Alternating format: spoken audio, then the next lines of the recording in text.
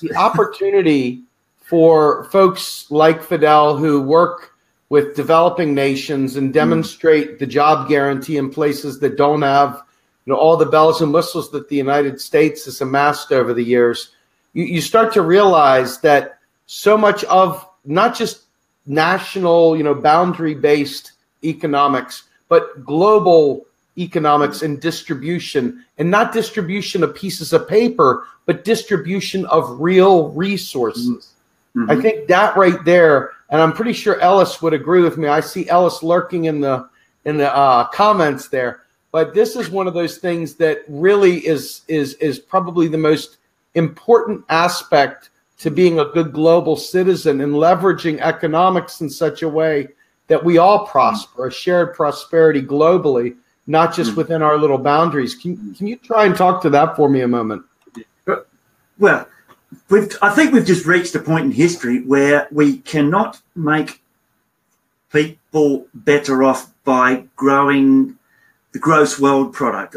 That doesn't mean that GDP in certain countries can't increase, but it may mean that GDP in countries like the USA and Australia on a per capita basis will have to fall, have to decline. But Steve can probably talk a bit more about this. Steve's sort of been doing some work on happiness, life satisfaction, and increase in GDP. And once per capita GDP reaches a certain level, additional increases in per capita GDP seem to do nothing to improve the well-being of people whatsoever. There are problems with measures of subjective well-being, but as far as we can tell, once you get to about the standard of living, well, that's the wrong term. Once you get to about the level of GDP per person of Spain or Portugal, there's very little sign of any positive relationship between gross domestic product per person and how satisfied people are with life beyond that.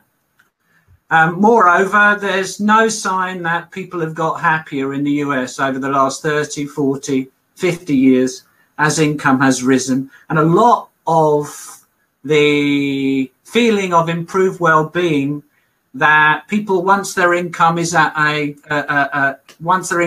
high enough level, might derive from an increase in income, is about comparing themselves with others, or it's about comparing the income they have now with what they had in the recent past, and taking income as an indicator of how well you've done in life, rather than in terms of people feeling happier when they're consuming more, a greater quantity of goods and services. To go back to something Phil was talking about earlier, I'm an agnostic about growth in real GDP, although I think what Phil has to say is very important, and that it's not being addressed. At least nobody has proved to my satisfaction that it will be possible to continue to increase real GDP per person in the future indefinitely, the way we measure real GDP. Now, what that then means, if we're going to have full employment, which there's a great deal of evidence relating to subjective well-being that tells us that full employment is important, that unemployment has a very major and long-lasting impact on subjective well-being in all sorts of ways, and on people's mental health and their physical health too.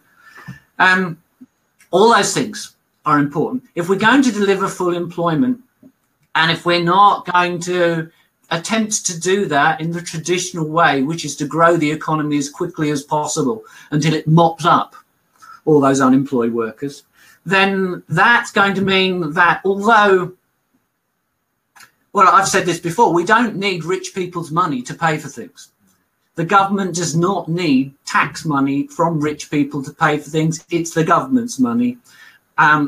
Of course, one role of taxation, as we've said, is to limit total spending in the economy to the productive capacity of the economy. It's also got to limit total spending over time to the ecological capacity of the economy.